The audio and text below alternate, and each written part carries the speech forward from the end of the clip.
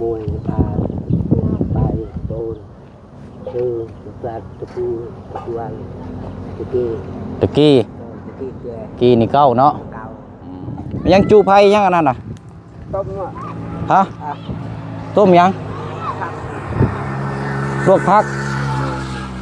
โอ้นี่มีเด้อเอามันยังหนวดเจ้าเป็นยังมันคือกูดไปแล้วนั่นถึงไผ่จะว่าไผ่ล้นบ่จังไผ่ล้นหมด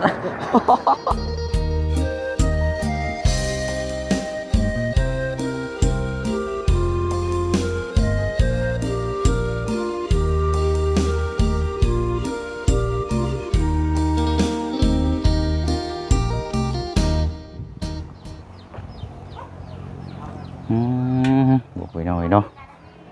เสาก็มาเลยเป็นยังไงอันนี้เนาะมาแต่จังมุกนี่นะมาแต่มื้อนี้มาแต่มื้อนี้อยู่จักมุงหากมานี่บ่เขาก็มามื้อนี้1 โมงหากมา1 โมงเนาะป้าวายรูปเบิ่งอยู่หาคักอยู่บ่มือรูปเบิ่งอยู่หาเอามือรูปเบิ่งมองมันมีเสียนเด้อมันจังปากมือเด้อใช้ปากมืออยู่บ่โอ้แสดงว่าบุมีเสียนซะเนาะเอาเนาะถือว่าเริ่มทยอยเข้ามามื้อนี้ก็ถือว่าได้เห็นเสาจำนวน9 ต้นเนาะพี่น้องเนาะ9 ต้นงามๆพี่น้องเนาะยาว4 เมตรหน้า15เนาะกราบสบายดีและสวัสดีพ่อแม่พี่น้องเบิดสู่ผู้สู่คนพบเจอกันอีกคือเก่าคือเดิมพี่น้องเนาะมื้อนี้ก็นี่แหละพี่น้องเนาะเข้ามาเยี่ยมยามอัปเดตแล้วก็มาแสดงความยินดีกับทางอาเดียนี่ก็ได้เสาแล้วบัดนี้เนาะโอ้เนาะเอาเจ้าอันมาได้ใช้จบก็เจ้าน่ะคือว่าเปื้อนแท้นี่เอาไปอยู่ให้มาแต่ให้บ่เอาแบกพื้นเนาะเมื่อแบกพื้นมาอีกเมื่อยบ่เอาคือเมื่อยกันอยู่คือเมื่อยอยู่บ่เมื่อยกันอยู่นี่ก็บ่ไหลทางเฮ็ดแล้วก็อยู่โอ้เนาะงามเสานี่พี่น้องเนาะแต่บ่ฮู้ว่าจักซิเมนต์ไม้หยังได้นี่เนาะอันนี้ไม้ยังเจ้าฮู้อยู่บ่นี่ไล่มาเบิ่งอยู่ค่ะไม่ดูเรื่องนี้ฮะไม่รู้บ่ว่าหรอกไม่รู้ใช่น่ะตัวใดไม่รู้นะไม้แก่นแดงๆนี่บ่แดงไม้แก่นนี่นะต่อไปเด้อันนี้ไม้ยังตัวนั้นน่ะไม้เฮ็ดจังเป็นแกรงฮะแกรงไม้ยังเกาะไม้แกรงโดยคักงามนี่งามบ่มันบ่ได้แตกบ่เสาเฮือนบ่ได้แตกบ่เอาอันนี้ตัวนั้นสิคือกันนี่เนาะอันโตยับไปพุ่นอีกเด้อซะเฮาฮู้จักแล้วบ่ฮู้จักซ้ำตัวนั้นน่ะจะแม่นเนื้อเดียวกันกับตัวนี้นี่เนาะ3อันนี่4อันนี่พี่น้อง1 2 3 4 5ต้นนี่ไม่เนื้อเดียวกันเนาะแต่ตัวนี้มันสิเป็นแบบแดงๆโอ้กักแล้วมันสิได้เฮือนงามๆแล้ววันนี้เนาะกักแล้วนี่อยากได้มีแบบเฮือนคอยไทยที่พออยู่แล้วบ่ได้เฮือนงามบ่ได้เฮือนคือหมู่นะตั้งเฮือนนี่พุ่นใช้กระจาดอยู่แล้วบ่ได้งามบ่ได้นั่นเราอยากได้ประเด็นละใดเพื่อนละใดโอ้โมชอยเอาเนาะดีแล้วล่ะเนาะอยากได้นี่ก็คือเพื่อนเฮานี่ก็ประเด็นเฮาทุกเตก่อนนี่เฮาบ่เคยได้ดอกแบบนี้เป็นของตัวเองนี่เด้เนาะนี่เจ้าคิดดูคิดก่อนเฮาจื้อไว้พวกนี้ประเด็นเฮาแล้วนี่ก็เพื่อนเฮาแล้วแต่กินแกอยู่ในนั้นแหละเขาอยู่ได้สบายถือว่า3 ปีนี่ได้ที่เขาฮู้จักกันมาเนาะ 3 ปีนี่แต่ว่าปีที่3นี่มีการช่วยเหลือก็คือบ่เชียงนี่มาซื้อที่ให้เราพี่น้อง โดย แล้วก็ตามมาก็เรื่องนี่แหละเนาะกำลังเริ่มจะมีบ้านเฮือนซาน โดย เดี๋ยวว่าภายใน3 ปีมานี่ก็มีแต่ว่าช่วยเหลือเนี่ยอยู่นึกกินเนาะ โดย ข้าวสารอาหารแห้ง โดย แต่ว่าเฮาก็บ่ได้เข้ามาดึกว่ามันมาถึงจุดนี้ โด นะ ย อืม เขาจะยังตึกกระเป๋าหนึ่ง ฮะ เป็นโดนเจ้ามาบัดเขาอะไรเขากินได้หา เข้าเบิดกระสอบหนึงแล้ว ก็โดย เอ ยังจะ อ ไปชอบ เบิดก็ประหยัดเด้อเฮ้ย โอ้ย คันมามันเบิดแล้วก็บ่มีเด้อบัดนี้คันผู้ใหญ่เพิ่นบ่ซื้อให้เดี๋ยวก็บ่ได้กินได้ โดย พากันประหยัดแน่แล้วเด้อ โดย เฮ็ดจังไดโอ้ยมาพี่เอ้ยมาพี่เจ้าน่ะเอามาสวัสดีพี่น้องแน่ สวัสดี อันพี่ย่างลงมาพี่ มาเบิ่งเสาพี่ไปได้เป็นได้งามอยู่บ่เสาเพื่อน งาม งามอยู่โอ้ใส่สุดดำคักแท้ ในก็ปีมาเนี่ยเขา เคยได้เพื่อนแฟนไม่ได้เพื่อนอยู่นี่ก็เอาได้จ้าทุกโมซอยโมน้ำ คักแล้วบัดนี้เนาะ ชน เอาดีแล้วเนาะเพราะว่าทางออกทางเข้านี่ก็ทางนี่แหละเนาะทางครอบครัวทางน้องหลานน้อยเพิ่นให้เข้ามานี้พี่น้องสะดวกสบายอยู่เนาะเพิ่นก็บ่ได้กีดกั้นหรือว่าให้เดินทางทางออกทางเข้าสะดวกสบายเนาะบัดนี้มีหยังแน่มาเพิ่มเติมอะเดียสิมีหยังแน่หลังจากไล่เสาแล้วมีหยังแน่สิมาเพิ่มบัดนี้นะ นี่อยากได้แต่ โมเมนต์ว่าอยากได้ว่าสิมีหยังเพิ่นสิมามอบให้อีก นี่ หลังจากไล่เสาแล้วสิมีหยังมาอีกเพิ่มเพิ่นบ่ได้แจ้งบอกอีกบ่ บ่ได้แจ้งเลย เอาสิบ่ได้แต่เสานี่สิบ่ยังสาบานบ่ได้เฮือนซำได้ซะ แล้วโอ้มาไม้เช่านี่มาไม้แล้ว ได้แต่เสานี่ ได้แต่เช่านี่ ได้แต่เสาก็บ่ได้เฮือนคือเก่าหั้นแหล้วว่ามันบ่มีไม้มันบ่มีหลังคาสิเฮ็ดแนวใดซะอืม ไม่มีอันไว้อยู่นี่แล้วจัก เอาไว้นี่เลยเนาะมันบ่มีไปต่อเด้อเนาะพากันกินข้าวกินน้ำแล้วบ่ ย่าง หากะมาแต่ให้แล้วมานี่แมันบ่เจ้าน่ะ โดยมาที่นี่เขาเอาลงไม้นี่ เนาะเอางามแล้วพี่น้องเอ้ยว่าเพิ่นเฮ็ดเพื่อกบมันยังมันจังสิงามเนาะ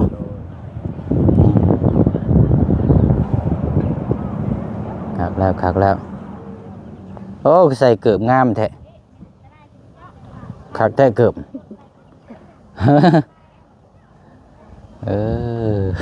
ใส่ มวยพาไปโดนคือปลาตะปูตะปูอันตะกี้ ตะกี้ ตะกี้แก กี้นี่เก้าเนาะ เก่า กี้นี่เก้าพี่น้องดีแล้วเนาะดีใจเนาะเว้ยเนาะ ดีใจแล้ว โอ้ยคักแล้วพี่น้องเอ้ยยินดีนำเด้อ โดย เอามีอย่างเพิ่มเติมจังว่าน้ำกันอีกทีนึงเนาะ โดย เอาพี่น้องเอ้ยเวลาวันนี้ย่างไปพุ่นก่อนไปเฮือนทั้งกระตูบของทั้งหลาน้อยก่อนบัดนี้พุ่นแหละเนาะแล้วชุมเจ้ากับพากันหากินข้าวกินน้ำเด้อ โดย เด้อเอาเนาะอยู่ดีมีแฮงเนาะไปเข้าห่มเข้าห้อยบัดนี้เนาะอันทางบ่อจันหาก็ออกที่นี่บ่ทางบ่อจันแล้วก็ทางบ่บุญทางลูกเคยล่าเนาะอากาศร้อนเอ้าพี่น้องผมว่าสิไปทางใดเอามาแต่หายังเอ้ยสบายดีเด้อมาแต่ให้ อยากไปต่อไปจุดให้ เอาสิไปจุนให้โอ้ยแดดร้อนซ้ำเนาะระวังเป็นวินได้เนาะไปกับไผไปกับลูกสาวบ่ โอ้ยลูกสาวไปกับพ่อ โอ้ ไปก่อนเลย เจ้าตามไปน้ำล้างบัดนี้เนาะ โอ้ย โอเคยันมันเข้าชนกลัว เนาะเอาอะไรเนาะมาเบิ่งเสาน้ำมาเดียเราได้เสางามๆคักแล้ววันนี้วะ ตามเพิ่นดีใจบ่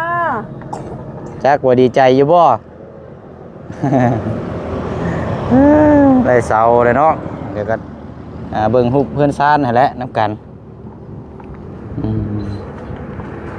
อะไรเนาะมาเบิ่งทางนี้ก่อนเป็นจังไดนี่โอ้เนาะได้บ่ได้พากันไปดินสงกรานต์บ่นี่โอ้บ่พร้อมกันเด้อนี่เนาะเอาสบายดีพี่น้องเด้อ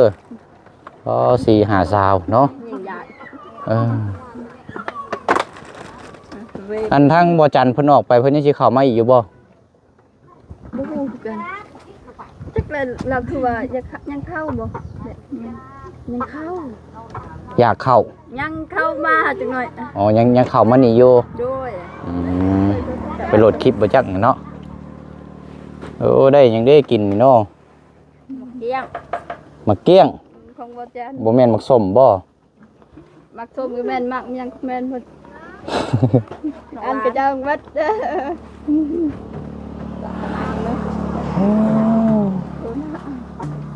อันมีผ้าอยู่บ่น้อง นี่ ยืมผ้าหน่อยเด้อพอดีมีมะพร้าวอยู่3หน่วยมาพาก่อนพี่น้อยแล้วกระทั่งบ่ทางบ่จันมานำสิเข้ามาอยู่ว่าซั่นเนาะ ได้มั้ยได้ก็รู้ อันผู้หันดังนี่อันน้องไผ่เจ้าบ่ เราย่านก็ งานกล้อง โดย แม่ยานกล้องเลยทางน้องน้ำเนาะมาเด่นอยู่พี่น้องเอ้ย มาหับน้องน้ำกินแกงมา แกงหน่อไม้อีกแล้วใส่แกงหน่อไม้แล้วอะไรเบิดละ แล้ว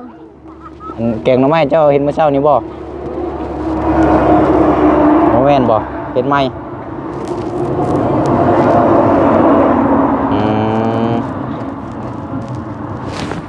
ใช่ลูกพี่แม่ห้องสวย เด่นฮอนเอานึก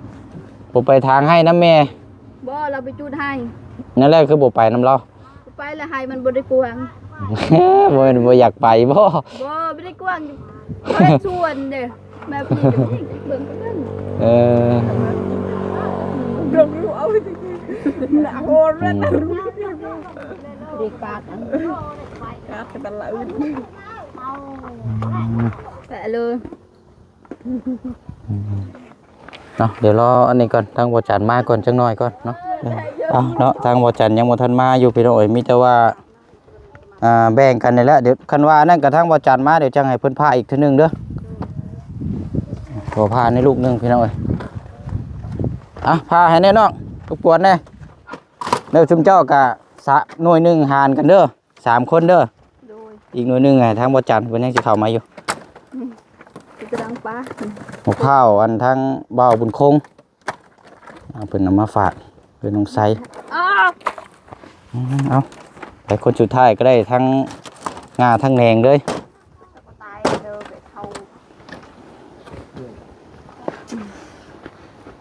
ใส่ง้อบาดนี่ ได้ตะเบา ใช้น่ะผ้าอยู่ใช้น่ะ ใส่จมูกก็สวยโยนมาดำเกลือเลยอ่ะคือเพราะหลักโลจมูกเลิกอันยาเลย โอ้คันรุดใช่นี่ผ้าเจ้านี่ไปแล้วเด้นี่เนี่ย ยังอ่อนเนาะนุ่มยวมเรียกกันเลยห้ามช็อกอันเราได้ชนวนไม่หนักไปเปื่อยซึ่งอากาศต่อช่างแบบเราเนี่ยเราโอเคเลย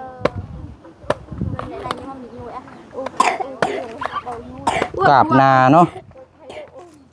โอ้ระวังมือเด้อใช้มันอยู่ใช้น่ะ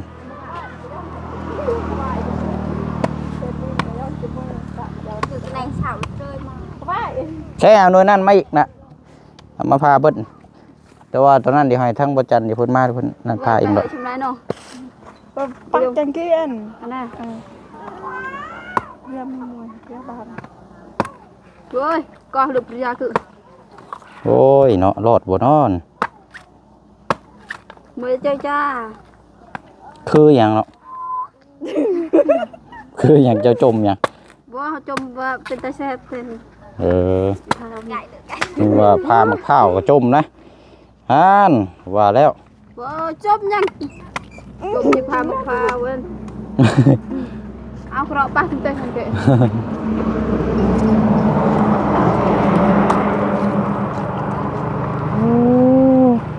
เตอะปะดิปะไหนแล้วก็มูด บ่ตามเข้าบ่มื้อนี้น่ะ เอาเสียนะลูก บ่ ฮะ แดดฮ้อน ตามต้นแรงบ่ โดย น้องน้ำน้องน้ำได้ยังบ่ทันเห็นเราตามเข้าจักเทื่ออยู่อ่าน จังเลยน้องน้ำตำไอไปเบิ่งรถจังเลยน้องน้ำตำข้าวมีช่องตัวแบบพวกแต่ลูกกูตะกูรตั้งเปลี่ยนก็มันเกิดเกลือทุกช่องเลยทันเจอเก่งไหนทันเปลี่ยนเลยย่ออะไรเปลี่ยนเลยเชื่อแค่ไหนมาเด็กเลยนำไปแต่กอบจังเลยตอนไหนก็กลอหยาดชิดังเลยยังเอาบันนั่งรถอะไรยังไงรถตะเกียงก็ตะเกียงแหละตอนเช้า น้ำซึ่งสิบ่หลายปานใดหรอกอันนี้เนาะ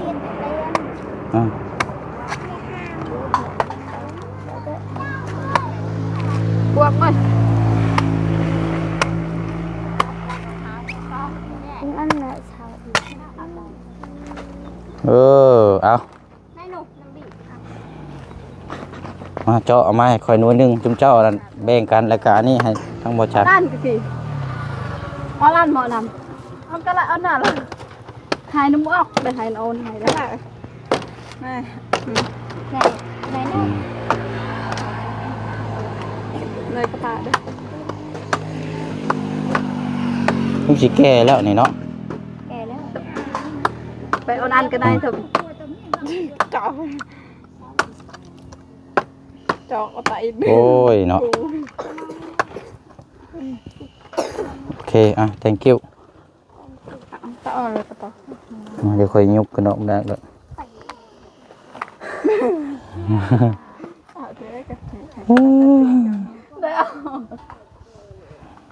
หายหน้าหายตาอะไรล่ะให้เดินไปเดินแล้วคืออย่างไรเด็กกระจายกันไปส่งปฏิละหัวจังเด็กกันเจ้าเดี๋ยวพากันเจาะนี่เลยเด้อเอาอันนี้ไปให้ทางอาเดียก่อนพี่น้องลืมของฝากเรา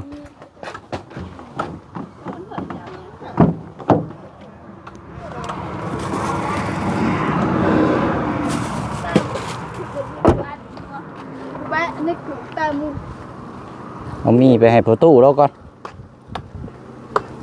เดี๋ยวมาเด้อเอามีไปให้ประตูแล้วก่อนกินข้าวก็ดูด้วย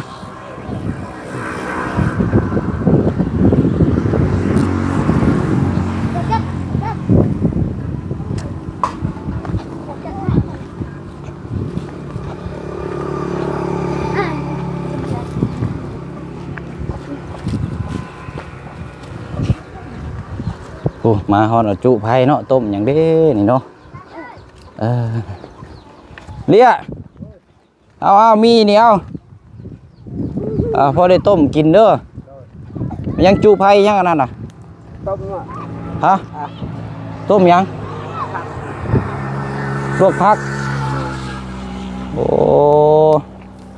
อันนี้บ่ลวกผักกินกับข้าวบ่ นี่พูดอันนี้โดยเอาเนาะลวกผักพี่น้องเอ้ยเอาอันนี้มีเด้อเอามันยังหนวดเจ้าเป็นยังมันคือกูดไปแล้วนั่นถึงไผ่จะว่าไผ่ล้นบ่จังไผ่ล้นหมด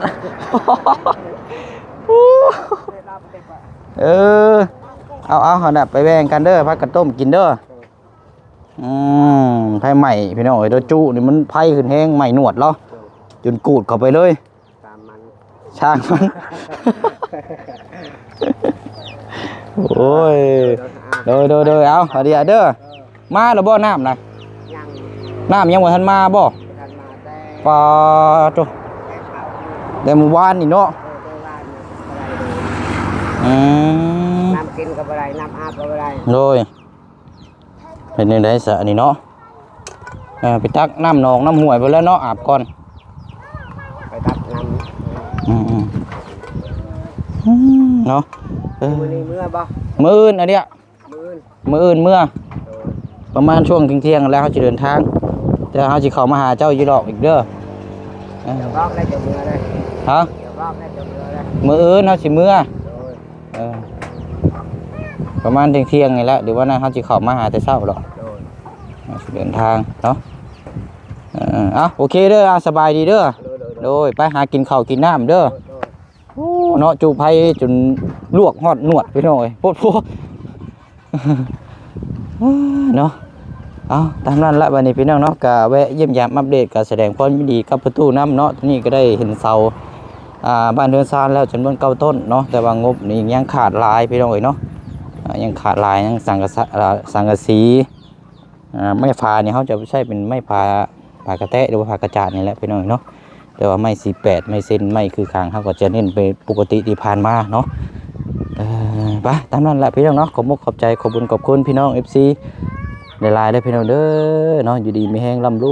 วยปีใหม่นี้นะพี่น้องเนาะก็ให้มีแต่สุขภาพร่างกายแข็งแรงเนาะจะเดินในหน้าที่การงานเบิดสุขสุขคนเป็นเนาะคลิปนี้บ๊ายบายได้พี่น้องเด้อสบายดี